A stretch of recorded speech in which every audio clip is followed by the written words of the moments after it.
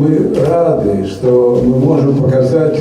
наш проект именно здесь, в этом пространстве, где можно соединить традиционную народную культуру и такую высокую аристократическую интеллектуальную культуру, где встречается проблема цивилизации,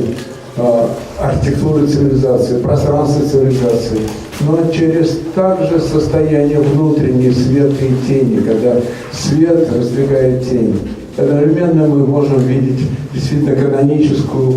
графику народной культуры, причем народная культура настолько архаическая, настолько реликтовая, какие-то очень глубокие корни затрагиваются здесь. И это требует особого исследования, кроме всяких пространственных состояний, кроме самих персонажей, которые совершенно необычны здесь, кроме вот этой выделанности, такой удивительной карандашной, где в народной культуре вдруг неожиданно встречается с Павлом Филоновым. И вот это здесь встреча действительно подлинной культуры цивилизации и подлинной